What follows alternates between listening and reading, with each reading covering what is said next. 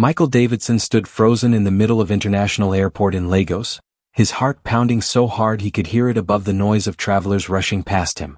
His expensive navy suit suddenly felt too tight. His breath caught in his throat.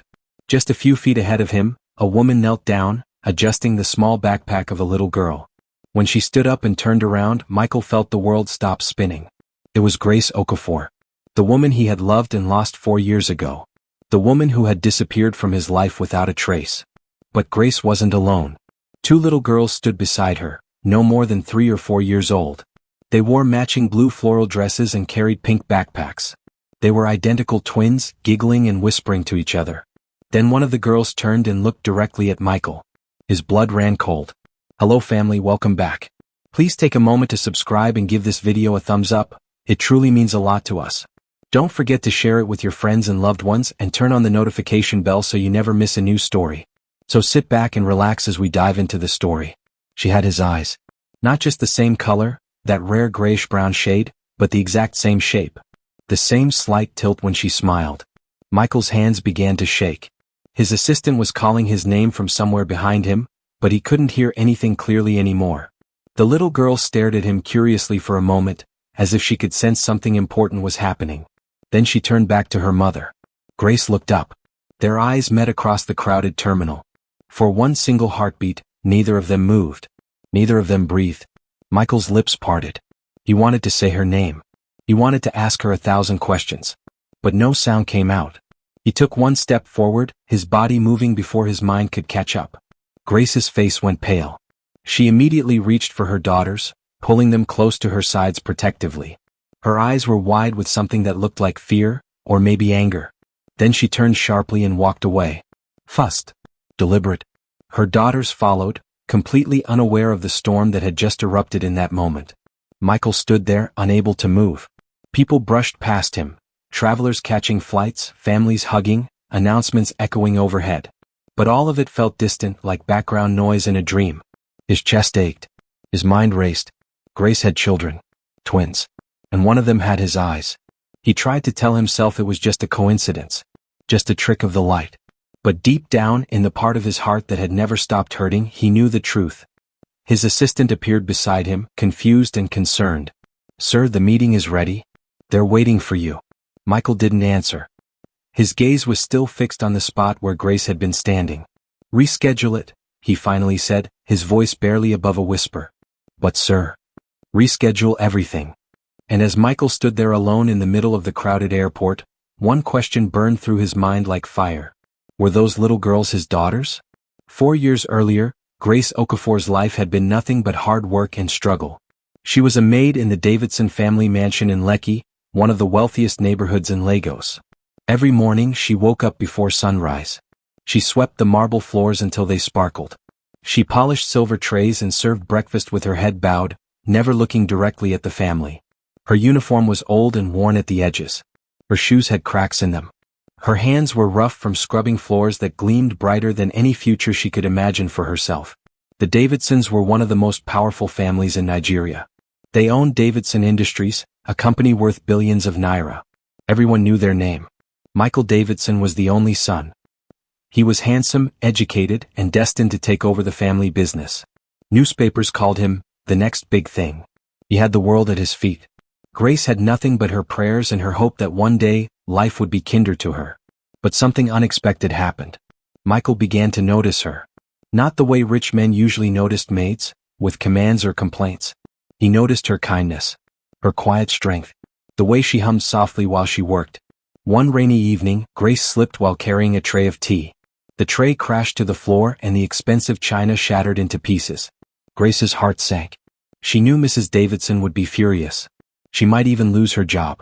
But before Mrs. Davidson could say anything, Michael knelt down beside Grace. "Are you hurt?" he asked gently, helping her pick up the broken pieces. Grace looked up at him, stunned. No one in that house had ever asked if she was okay before. "I'm fine, sir," she whispered. "Call me Michael," he said with a small smile. That was the beginning. They started talking, small conversations at first, then longer ones. Michael would come home late from work and find Grace cleaning the kitchen. They would talk about dreams, about life, about things that mattered. Grace told him about her love for painting, something she'd given up because she couldn't afford art supplies. Michael bought her paints and canvases the very next day. Slowly, quietly they fell in love. Mrs. Davidson didn't approve. She made that clear every chance she got. That girl is a maid, Michael. She has no education, no family name, no status. You cannot be serious about her. But Michael was serious. More serious than he'd ever been about anything in his life. When he moved out of the family mansion into his own apartment in Victoria Island, he helped Grace find a job at a small art supply store. He encouraged her to paint again. He told her she was talented, beautiful, and deserving of every good thing. For the first time in her life, Grace felt seen. She felt loved. One weekend, Michael took her to a quiet resort in Calabar. The beach was beautiful, with golden sand and waves that sparkled under the setting sun. As they walked along the shore, Michael suddenly stopped. He turned to face her, his expression serious but tender. Then he knelt down in the sand. Grace's hands flew to her mouth. Tears filled her eyes before he even said a word. "Grace Okafor," Michael said, his voice shaking with emotion. "You are my answered prayer. You remind me that love doesn't need wealth or status. It only needs truth. Will you marry me?" Grace couldn't speak. She could only nod, tears streaming down her face. "Yes," she finally whispered. "Yes, Michael. Yes." He slipped a simple but beautiful ring onto her finger, and they held each other as the sun set behind them. For one perfect moment, it felt like heaven had rewritten their story. But perfect moments don't always last. 3 weeks later, everything fell apart. Michael's father, Mr. Davidson, collapsed during a company board meeting.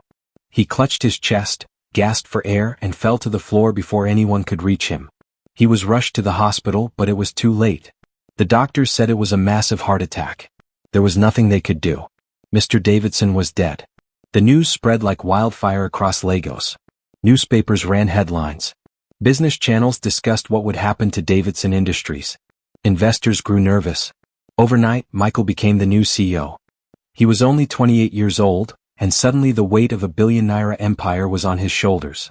The board members panicked. The company's stock prices began to drop.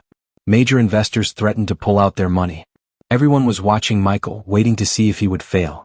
Michael tried his best to hold everything together. He worked day and night, attending meetings, signing documents, making decisions that affected thousands of employees. Grace waited for him at home. She understood he was under pressure. She gave him space, trusting that once things calmed down, they would plan their wedding and start their life together. Then 2 weeks after the funeral, Grace discovered something that changed everything. She was pregnant. Her hands trembled as she stared at the pregnancy test. 2 pink lines. Positive. She was carrying Michael's child. Grace's heart swelled with joy and fear at the same time. She knew this wasn't the best timing, but she also believed that Michael would be happy. They loved each other. They were engaged. This baby was a blessing. She placed the pregnancy test inside a white envelope and left it on Michael's nightstand, planning to tell him properly that evening. But Michael never came home that night. Or the next night. Or the night after that. He was locked in back-to-back meetings with the board, with lawyers, with investors. He barely had time to sleep, let alone call Grace. And while Michael was drowning in work, his mother was making plans of her own. Mrs. Davidson sat in the boardroom with the company's top executives. Her face was cold and sharp as she addressed them. "This engagement to the maid is a problem," she said flatly. "Michael is under scrutiny. The investors are already nervous. We cannot afford any more scandals." One of the lawyers nodded. "A marriage to someone with no background, no prenuptial agreement, no business connections, it's a liability especially now. So what do you suggest?" Mrs. Davidson asked, though her tone made it clear she already had a plan. "There's another option," the financial advisor said carefully. "Patricia Nwosu. Her father owns Nwosu Holdings, one of our largest investors. If Michael were to marry her instead, it would stabilize the company immediately." Mrs. Davidson's eyes gleamed. "Exactly." When Michael finally came home 3 days later, exhausted and barely able to think straight, his mother was waiting for him. "We need to talk," she said. Michael sat down, rubbing his tired eyes. "What is it, Mother?" "This engagement to Grace. It has to end." Michael's head snapped up. "What?" "The board is losing confidence in you," Mrs. Davidson said coldly. "The investors are threatening to pull out. Your relationship with that girl is making everything worse." "Grace has nothing to do with the company," Michael said, his voice rising. "She has everything to do with it," his mother shot back. You're the face of this company now. Everything you do reflects on Davidson Industries. If you marry a maid with no background, no education, no connections, the investors will see you as weak. Reckless. Michael stood up, anger flashing in his eyes. I love her. Then you'll lose everything, Mrs. Davidson said sharply. The board will vote you out. The company will collapse. Your father's legacy will be destroyed. Is that what you want? Michael's jaw clenched. His hands balled into fists. There's another way, his mother continued, her voice softening just slightly. Patricia Nwosu. Her family is willing to invest heavily in the company, but only if you agree to marry her. No, Michael said immediately. Think about it, his mother pressed. It's temporary. Just long enough to stabilize the company. Once things settle down you can. I said no. But the pressure didn't stop. Over the next few days, the lawyers, the board members, even family friends, they all pushed Michael in the same direction. His phone was replaced for security reasons. His calls and messages were monitored. Grace's messages never reached him. And then, without his knowledge, an announcement was made. Michael Davidson and Patricia Nwosu were engaged. Grace stood in the small apartment she shared with Michael, staring at her phone screen in complete shock. The news was everywhere. On every website. On every social media platform. On the television. Tech billionaire Michael Davidson announces engagement to Patricia Nwosu, daughter of prominent investor. There were photos. Michael and Patricia standing together at a charity event, smiling for the cameras. Patricia's hand resting on Michael's arm. A diamond ring sparkling on her finger. Grace's legs gave out beneath her. She sank onto the couch, her hands trembling uncontrollably. She had called Michael 20 times in the past 3 days. She had sent him dozens of messages. None of them had been answered. She thought maybe he was just busy. Maybe he was overwhelmed with work. Maybe he would call her back soon and explain everything. But now she understood. He hadn't disappeared because of work. He had disappeared because he had chosen someone else. Grace looked down at the engagement ring still on her finger. The simple band Michael had placed there on the beach in Calabar, promising her forever. It all felt like a cruel joke now. Her hand moved instinctively to her stomach. She was pregnant, carrying his child. And he had left her without a single word of explanation. Tears streamed down her face, but she didn't make a sound. She just sat there in the silence, feeling her heart break into pieces so small she didn't think they could ever be put back together. 3 days passed. Grace waited, hoping Michael would at least call to explain. Hoping he would tell her it was all a misunderstanding. But he never did. On the 4th day, Grace made a decision. She packed a small suitcase with her clothes, her art supplies, and the few belongings she owned. She took off the engagement ring and placed it carefully on the windowsill where Michael would see it. Then she walked out of the apartment and never looked back. She bought a one-way bus ticket to Enugu, a city far away from Lagos and everything that had broken her heart. Grace told herself she wouldn't cry anymore. She had to be strong now. Not just for herself but for the baby growing inside her. But what Grace didn't know was the truth. Michael hadn't chosen to leave her. He had been trapped, manipulated, and lied to by the people closest to him. His mother had secretly intercepted every message Grace sent. She had his phone replaced and his accounts monitored. She told him it was for security during the transition period. Michael tried to resist the engagement to Patricia. He argued with his mother. He told the board he wouldn't do it. But they threatened him.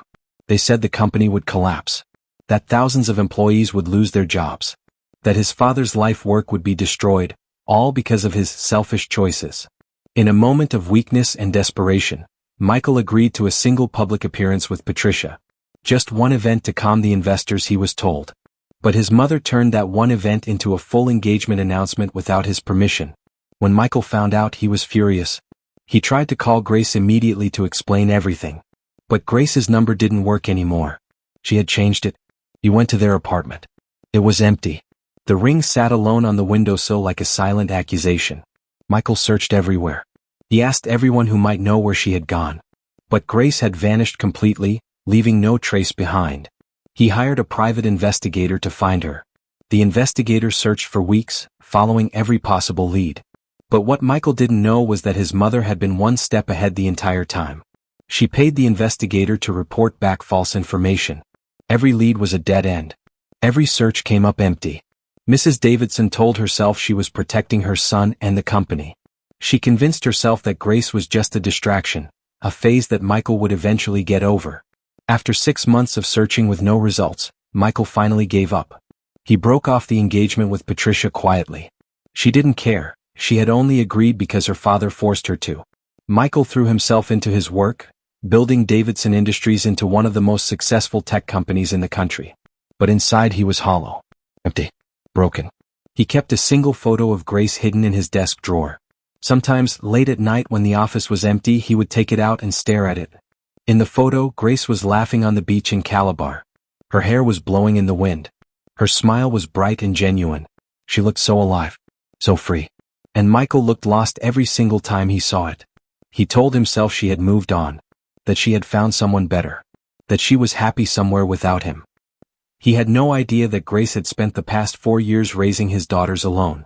And he had no idea that fate was about to bring them face to face again.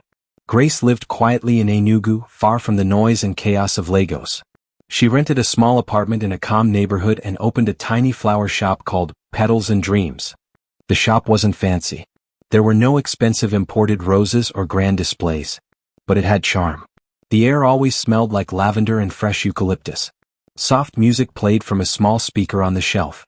Grace made just enough money to take care of herself and her twin daughters, Emma and Lily. The girls were 4 years old now, identical in appearance but completely different in personality. Emma was quiet and thoughtful, always watching and listening carefully. Lily was full of energy, always asking questions and laughing loudly. Both girls had Grace's soft dark hair and their father's rare grayish-brown eyes, though Grace never told them who their father was. Every day followed the same peaceful routine. Grace would open the shop early in the morning, arrange flowers, and serve customers with a gentle smile. The twins would play in the back room, drawing pictures and reading storybooks. To anyone passing by, they looked like a happy little family. But at night, when the girls were asleep and the city grew silent, Grace would sit by her bedroom window and stare at the stars. She would wonder if Michael ever thought about her. If he ever regretted what happened. If he even remembered her name. She told herself she had moved on. That she didn't need him. That she and her daughters were better off without him. But deep down, a part of her still ached. A part of her still loved him. And she didn't know if that part would ever truly heal. Meanwhile, in Lagos, Michael's life looked perfect from the outside. He was now the CEO of Davidson Industries, one of the most successful men in the country. His face appeared on magazine covers. He spoke at important conferences. Investors fought for his attention. He lived in a luxury penthouse in Ikoyi with a view of the entire city. Everything in his home was expensive and perfectly arranged. But it felt empty. Like a hotel room where no one actually lived. Michael worked constantly. He buried himself in meetings, contracts, and business deals. He rarely slept. He never smiled. 2 years after Grace disappeared, his mother tried to arrange another engagement for him. This time to a senator's daughter. Michael agreed without emotion. The engagement lasted 6 months before it quietly ended. Neither of them cared enough to fight for it. Since then, Michael never dated anyone. He refused every introduction his mother suggested. He ignored every woman who showed interest. People whispered that he was cold, heartless, obsessed only with money and power. But the truth was simpler and sadder. Michael had lost the only woman he ever loved, and he didn't know how to feel anything anymore.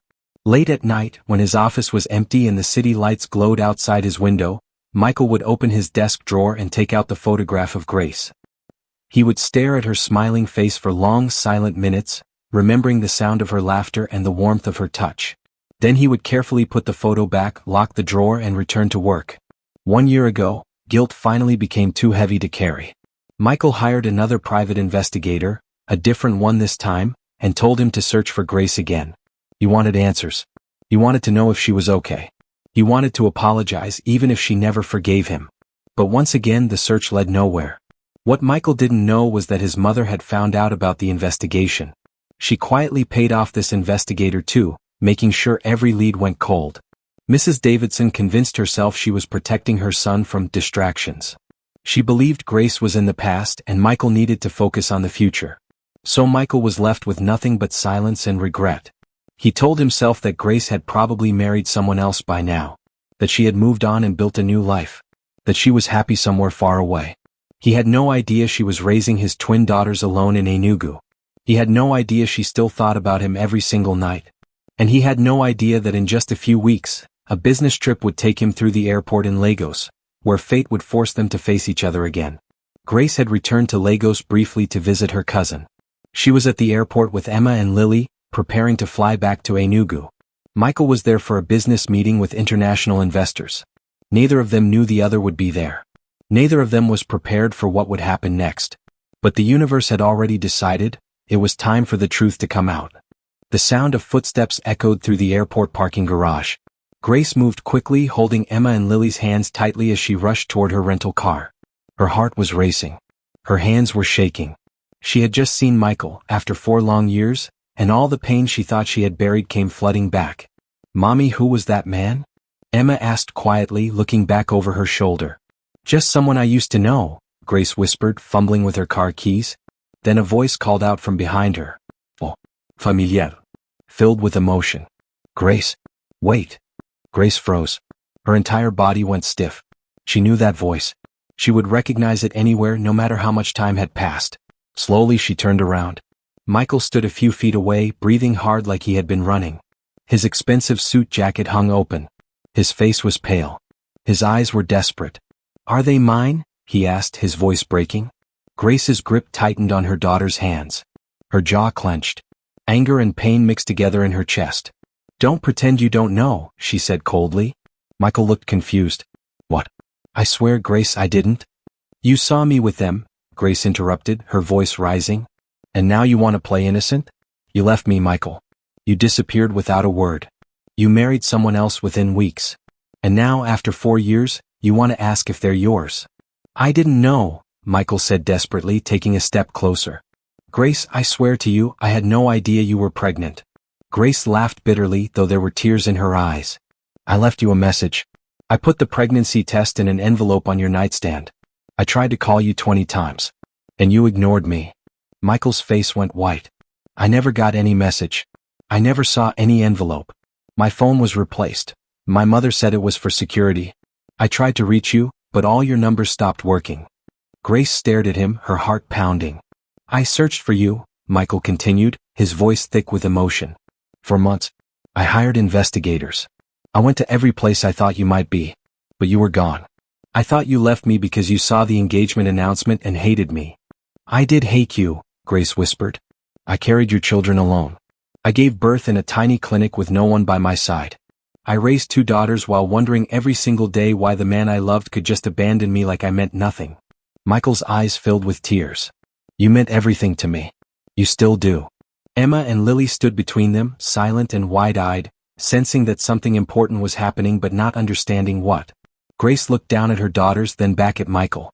Her voice softened, though pain still echoed in every word. "I don't know if I can trust you again." "I understand," Michael said quietly. "I'm not asking you to forgive me right away. I'm not even asking you to let me back into your life. His voice broke. "I just want to know my daughters. Please." Grace closed her eyes. Tears slipped down her cheeks. She had dreamed of this moment so many times. Sometimes she imagined yelling at him. Sometimes she imagined him begging for forgiveness. Sometimes she imagined him holding their daughters for the first time. But now that it was actually happening, she didn't know what to feel. After a long silence, she finally spoke. "1 hour," she said. "There's a cafe inside the terminal. We'll talk there." Michael nodded quickly, relief flooding his face. "Thank you." They walked back into the airport together, Grace holding her daughter's hands, Michael walking a few steps behind, his heart pounding with hope and fear. Inside the small cafe they sat across from each other. Emma and Lily quietly colored on napkins with crayons a kind waitress gave them. And for the first time in 4 years, Michael and Grace began to tell each other the truth. Michael explained how his mother had controlled everything after his father's death. How his phone and messages were monitored. How the engagement to Patricia was announced without his permission. How he searched for Grace for months but every lead went nowhere. Grace told him about the pregnancy. About giving birth alone. About working 3 jobs just to buy diapers and baby formula. About the sleepless nights wondering if he ever thought about her. By the end both of them were crying. "I never stopped loving you," Michael whispered. Grace looked at him, her heart breaking and healing at the same time. "I never stopped either," she admitted softly. Emma looked up from her coloring. "Mommy, why are you crying?" Grace wiped her tears and smiled. "Because sometimes tears mean something good is about to begin." Michael knelt down beside the table, looking at his daughters for the first time with the truth between them. "My name is Michael," he said gently. "And I'm your father." Emma and Lily looked at each other, then at him, their little faces full of curiosity and wonder. And in that quiet cafe, surrounded by the noise of the busy airport, a broken family finally began to heal. We've come to the end of today's story. I hope it touched your heart. Thanks for watching and staying with us till the end. Don't forget to like, share, and subscribe for more inspiring stories. See you in the next one. And tell us in the comments, where are you watching from?